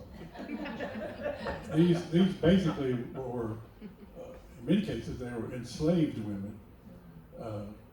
They lived in cows. Their clients were cowboys getting ready to drive trail herds north, or they were soldiers coming home or getting ready to leave. So we've romanticized that life, and would you want your daughter to work in one of those places? No. I mean, what woman would want to, really? But Which if is they, what they did what they had to do to survive. That's exactly right. Thank you for that. Thank you for that. That's Those exactly those right. all largely go away with it in 1887, I think, when the forts closed. Miss Hattie's, if indeed it was a bordello, that's the Second World War, when the troops come back. Exactly. So let's go to the next slide here. So there's the legend of the tunnel underneath Miss Hattie's, and there's some controversy on that. It makes a great story that there was a bank, and then there was the bordello, and there was a tunnel underneath. And they did find a tunnel. They think it was probably bootleg places where they hid booze and whatever. But right? never let the facts stand in the way of a good story. Yeah, exactly. Exactly. We love a good story. Okay, so the next slide, please. So this is Sealy Flats. We all know where Sealy Flats is down there. And Rod Bridgman, when he used to live there, he said that an old gentleman came by and said, "Oh yes, I used to come and visit the ladies here," right? And so maybe that was Well, one. to amend my deal, there were prostitutes in those 20s during the oil boom. You have to have you have to have a boom with money and young, frisky men to make the bordellos work. It's a spicy story. I love this town. Okay, next. Okay, and this, okay, do you know about this? This is so cool. So, when I wrote Pearl, I went to Felton down at the Cactus bookstore. And I said, "Would you sell my books here?" Because I have a tendency to give stuff away all the time. And so he said, "What's it about?" And I told him, "It's about the history of San Angelo." So he says, "Do you have Miss Hattie's in there?" And I said, "I do." He says, "There was never a Miss Hattie's and there's never a tunnel." He's big on that. I said, "But it's such a great story." So after several months, I went in there one day and he said, and I mean, they sold a lot of my book out of there. And he said, "You want to know who the real madam was? It was a woman named Cynthia Malone. And everybody called her Honey. And when I was a teenager, we used to go to the house and throw rocks, and the girls would come out and start talking, flirting with us." And so this house was on Concho Avenue, and they moved it over to Houston Hart. It's now called the Music Garden, but that was the original bordello of Cynthia Malone. And I believe she might have ancestors here in San Angelo that have profited from things, but we don't talk about that. But anyway, here is Cynthia Malone's home. All right, next. Okay, and this is Lee Kluger's ranch. And I just thought it was really beautiful. I put it up here because in my book, there's a ranch. And it's just such a gorgeous place if you've ever been there. That's a bluff, and then that's a big lily pond. Okay, and it's down closer to Menard. Next slide, please. Holland's Jewelers. Anybody got the little horseshoe? Yeah, the horseshoe, it's a... Holland spur clip. The clip. So we have Holland's Jewelers that was thriving then, is still thriving today. Next slide, please. We got Letty's Boots. Okay, and it started in Brady, Texas, and moved to San Angelo. All right, next. And so I just wanted to put these murals up for everybody to really, appreciate them. And you can go through the tour, and it's got everything. It's got the ranchers and everything, the oil. This is such a great town for preserving oil. So we're coming close to 2 hours. We're at 1 hour 42, so I'm just kind of sliding through here. By the way, that mural covers, if you look on the left, the roast mutton, that's Menard. and the oil derrick is Texon Best Big Lake. That's great. I love this, and I love this photo. All right, next slide, please. The stagecoach. I think they didn't close the stagecoach till like the 1940s. Isn't that true? I doubt it, but Oh, anyway. somebody said it. Okay, next one. So there's the mural of the stagecoach. Next slide, please. And we know there's that one down there on Concho. I just love this. Well, there used to be a trolley down Concho. I'm sorry? There used to be a trolley down Concho. Okay, there's. That's what that is. Oh, okay. Isn't that cool? Okay, next slide, please. We honor our military. And next slide, please. John Goodfellow was the son of the surveyor here in San Angelo. He was a pilot in the First World War, and he was one of the last casualties of the First World War. Oh, no kidding. I hate to keep rushing these through, but I'm just, we all know these murals. I'm showing them to you just to say, go with an appreciative heart and really see the history of San Angelo here in these murals. Next slide, please. Fort Concho and the Indians, and I told you about Dove Creek.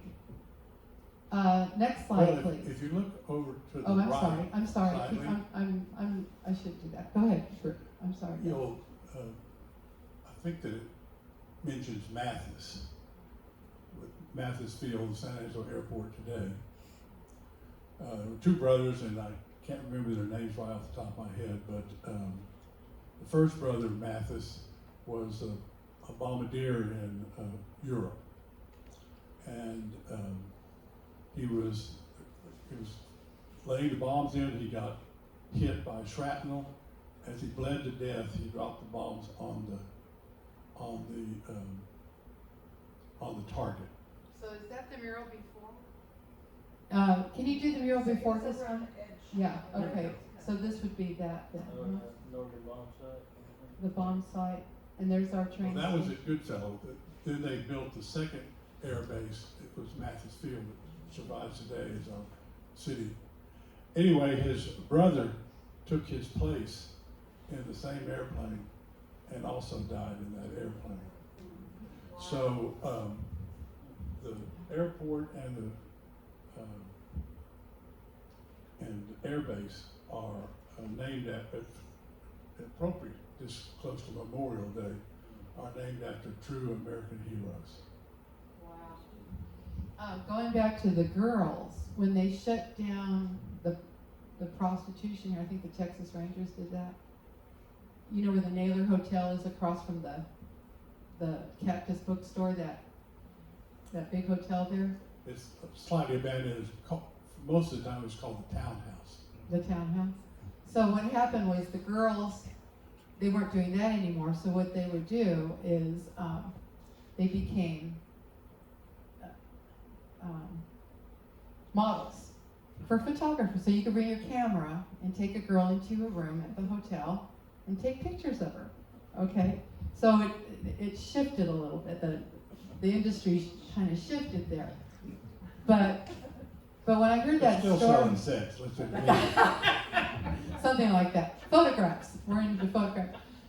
But the tender part of this that makes me kind of want to cry a little bit is the soldiers would leave our train station to go off to World War II, and they'd go up to this hotel. They're just kids, right? And they'd go up to this hotel, and they'd get a picture, and they'd take that picture with them. And some of them came back in caskets, you know. So, but they had that picture of that girl, right, to bring them comfort. So that's what a lot of these prostitutes. It wasn't just about that. It was really about companionship as well for lonely cowboys. Okay, next slide, please. Okay, so here we. Okay, next slide, please. And then I'd like to just end with our story of a lady in blue, and which is, so the Humanos were here in San Angelo, way before everybody. All right, the next the Indians of Texas. It started with the Native Americans.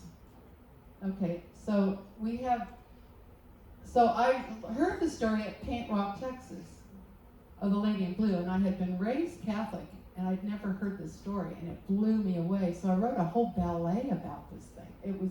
It's just an amazing story. Next slide, please. This is Kay Campbell, and her father preserved Paint Rock out there. There's all kinds of paintings. If you haven't been there, I don't know how much they're touring now, but she told me the story of the Lady in Blue. Next slide, please. The Painted Rocks are at the confluence of the Concho River and the Colorado River. It was a campground. The Humanos had told me that it wasn't, they didn't camp there. They look upon the Painted Rocks as a church. It was Most likely camped. It was a sacred place for them. And so they've got the winter solstice marking, the summer solstice markings. You can't see this too well, but that's a cross. I'm sorry that picture came out kind of blurry. Next slide, please. But that was the Lady in Blue. So the story is, if you haven't heard it, I recommend that you look it up about the Lady in Blue. There's a big statue. A lot of people haven't seen that statue on the Concho River behind the mattress place. Used to be the mattress place. It was a mattress place? Yeah, it was Western Mattress, but it's not Okay. anymore. Okay, but it's by Rio Concho, a nice place to walk. And we've got this beautiful statue. The miracle, she bilocated to the Americas to teach Christianity to the Native Americans at a time when they were having zero luck. The mission, they drop off the missionaries with these tribes and come back and they'd be killed. So they were having hardly any luck. It's an amazing story. So in a nutshell, all kinds of written documentation. The Father Benavides in Santa Fe, New Mexico, these Indians came looking for her.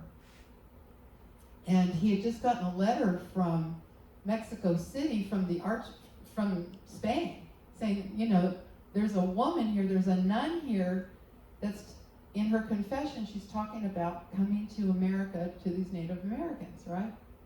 And so he gets this letter and he says, go follow them. And I don't know how many thousands of Indians were baptized because of the lady. They said, we're looking for the Lady in Blue. And they welcomed them with 2 big crosses with flowers on them. And Benavides called it the miracle of the Lady in Blue, and he reported it to the king. And she became King Felipe's spiritual counselor, sort of. So I've been telling this story for 40 years. Okay. This is my version. Okay. Go ahead. Maria Agreda was a devout young woman, and she persuaded her parents to build a monastery for her to be in. It still exists today, and her uncorrupted body is still at that church. The facility is called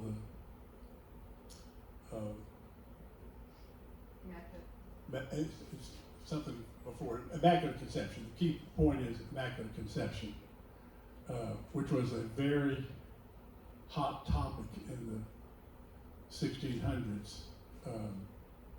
in the Catholic Church. There was one faction did not believe it. Immaculate Conception means Mary was born without original sin. It has nothing to do with the conception of Jesus. Clear that up for any of you. So she built this. They built this church. She's there, and she's a cloistered nun, which means that she doesn't go outside. She's when you speak to her, you speak through a grate, like a jail cell, sort of. And she would go into these ecstasies. She also did mortification of the flesh, which means that you flagellate yourself, or she would stand for hours with her hands extended like she was on the cross. And she began to hallucinate or have these visions, and she would be transported. Now, this is a pubescent teenager and an early 20s woman. And she would preach to the Native Americans. She would speak in Spanish, they would understand her, they would speak in their native terms, she would understand them. There's maybe 500 reports of Lady in Blue, claims of Lady in Blue appearances all through West Texas and New Mexico. The Spanish had been in New Mexico for more than half a century, very successful in the Santa Fe region and Taos. And the Humano Indians would trade. They were wandering traders, and they would get stuff from the Gulf Coast, and they would follow the what I call the prehistoric I-10, which would be up the Colorado River till they got to the confluence with the Conchos. They would then turn left, follow the main Concho and then the middle Concho through Castle Gap, which led you straight to the Horsehead Crossing, and then eventually you would get up into New Mexico. So the Humanos didn't really live in the San Angelo area. This just happened to be one of the stopping points on the trail. Now, they may stop for a month or so, particularly if the conjuring season and the river would have a lot of fish. The early reports of the Concho wasn't called the Concho, it was called the River of Flowers. And it's also we've already talked about the Concho mussels that are unique. There's some mussels in the San Sabal River and the Llano River, but Concho is the one that's the mussels. And San Angelo was then the northwesternmost extent of the pecan tree. It also was the southern border for the southern bison herd. So whenever somebody is writing about a place and they start talking about pecan trees, mussels, bison, and a river, it is San Angelo. The reason the Humanos, for whatever reason, and in my book and in my talks, I explain, I can explain this. I'm a lawyer. I can explain this 3 different ways. You just figure out which one. I'm not really a lawyer, but I play one when I give that talk. They came to San Angelo because that was the central part of the Humanos' journeys. So that's the reason they arrived here, 1629, 1632. After the visits by Benavides, and he returns to Spain and visits with Maria and Rita, her vision stopped, and she still was the head of the monastery. I may be using the wrong term. And she started writing a book called The City of God, which was her Christian mystical writings about the life of Jesus that's not covered in those 25 years between being born in a stable and being crucified on a cross. Those years that he was just a helper in his dad's carpentry store or wherever. Anyway, she writes this book. As I tell people, it's been translated into languages all over the world. You can buy it on Amazon today if you want to. Mel Gibson used it as one of the sources of his Passion of the Christ movie. she's up for candidacy for becoming a saint. And my feeling is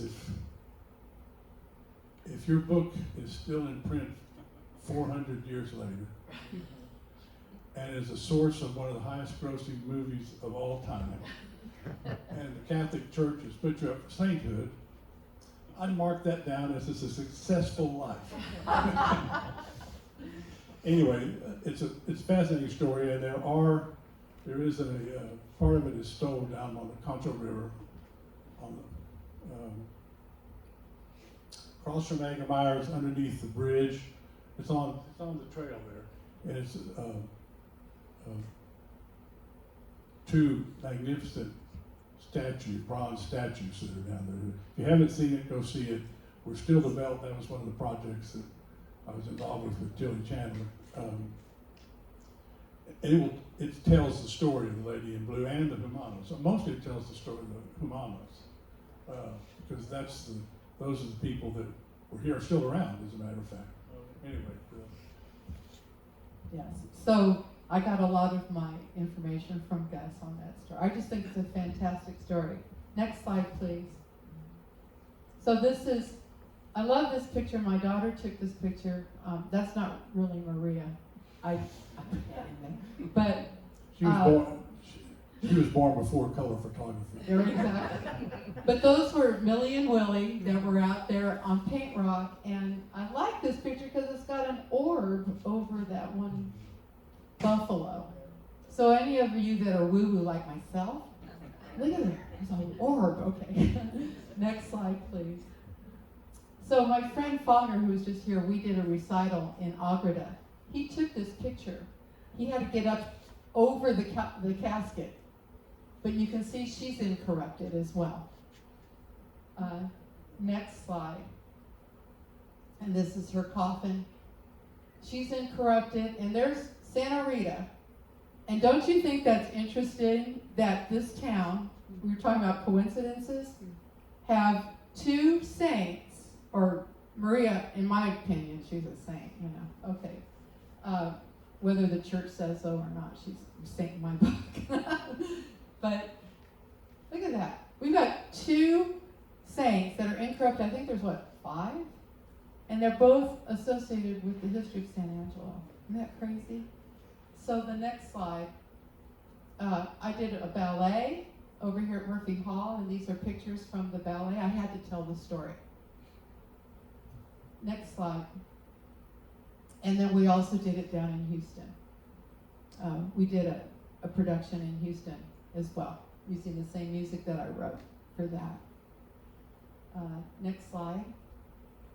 These are the statues that stand proudly on the Concho River.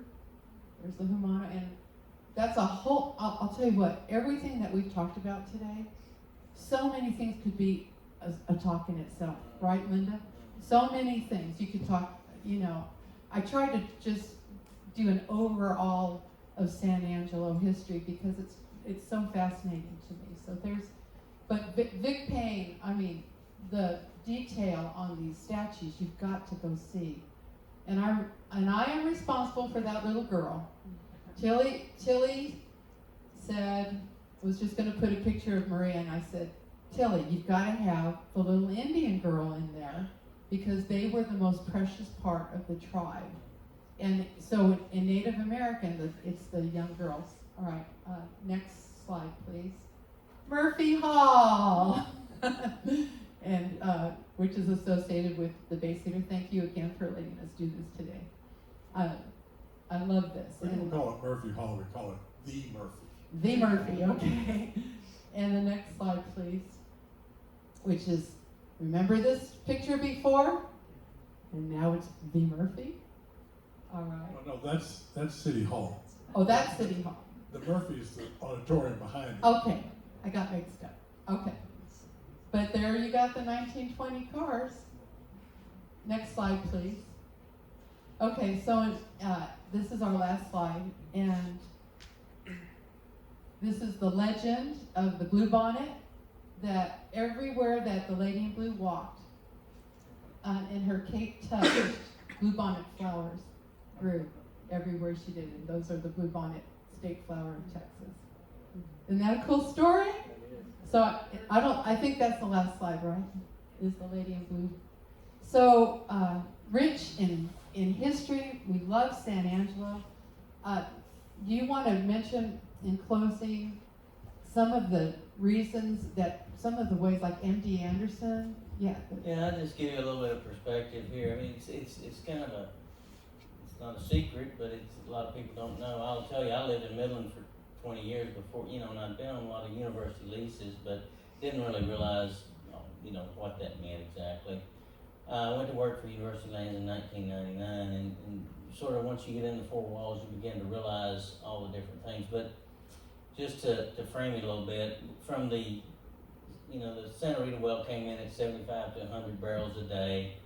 Presently, University Lands, the daily production on this land is 325,000 barrels of oil a day.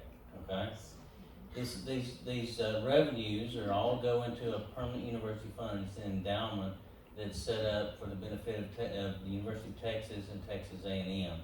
And through those two schools and their wide-ranging influence, there's 22 universities now and 7 medical entities like MD Anderson, University, Texas entities like Southwestern and Dallas and all these different things. So really, as Texans, we're all direct or indirect beneficiaries of this wonderful gift that the state saw necessary to set aside for education.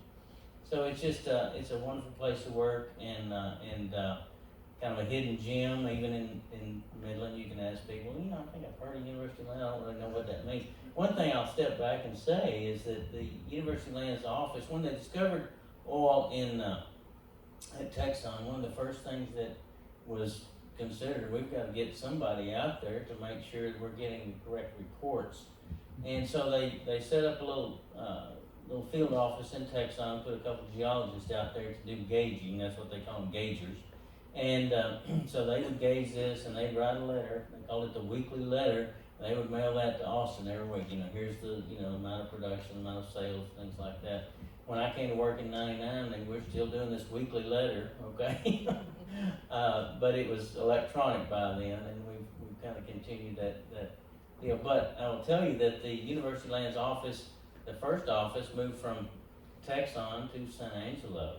In 1965, it was moved to Midland as like Gus said, as the production, evolved to the west and into the deeper heart of the Permian Basin.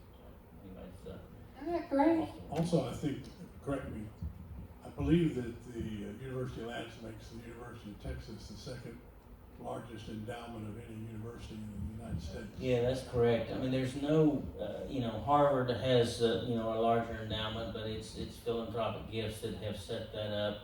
There's no other entity that we're aware of in the world that has a land asset like this that generates the revenue. And, again, it's, you think, well, gosh, they're making all this money, why isn't their tuition going down? I'll tell you how the wisdom of our early, state fathers, as they set up the Permanent University Fund, it's an endowment that, the money goes in every day of the year, and but it's an endowment that they can only distribute the investment returns at a rate of 5 to 7% per year. So if you put $1 in that endowment, it's going to take you 20 years at 5% to get that dollar back out. Now it's going to continue to generate revenue, but it's grown and grown and grown. The endowment presently is about $31 billion, and generates about $1 billion a year that's divided between UT and A&M for their and again, Wisdom Incorporated here, but can only be used for very specific things, to build buildings and infrastructure. It can't be used for your pay your light bill. So it's very, very important. I want to thank everybody for coming today. I'll close with a little song that I wrote to honor today, which is the June 10th. Okay, here we go. And they're available for questions if anybody has anything like this. And I've got some of these books. My friend Shirley is going to have them out there. We sell these for $20. We sell these for $10. And it's the tour book. And we're going to be doing the musical Pearl, and I'm trying to talk Gus into letting us sell his book at the musical, and also we can sell yours. Okay? All right, so here we go. I love people who write mute stuff. Okay, so here is, so it was about 4 o'clock that she blew high in that one picture that you saw.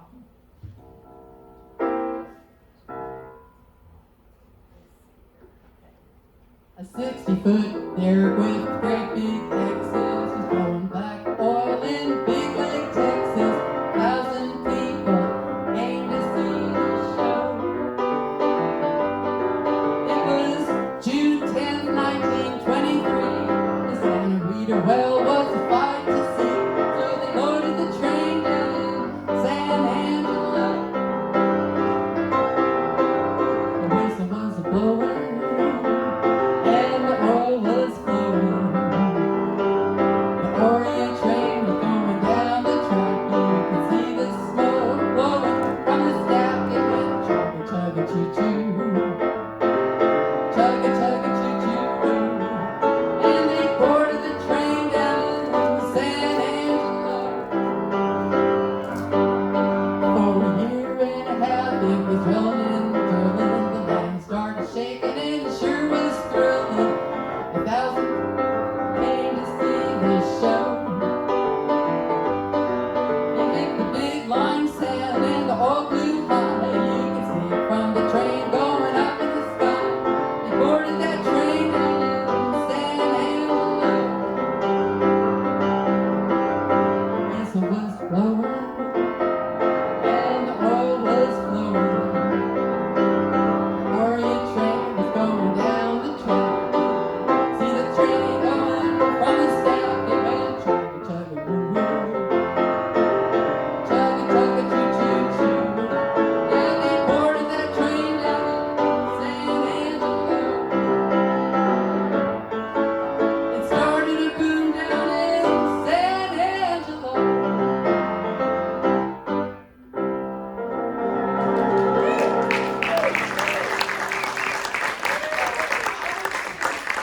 Hour, 100 years ago, they got on that train in San Angelo because the train was here. Isn't that great? Wasn't this cool? I mean, thank you so much, Rita came all the way down from Midland to share the story. I mean, it's great. And so, Yuki, we've got it filmed. We're going to put it up on YouTube. You are our live audience, but we'll show it to other people. You can show it to kids going to Santa Rita so they know why they live in Santa Rita and they go to a school called Santa Rita and all that. So thank you all so much for coming.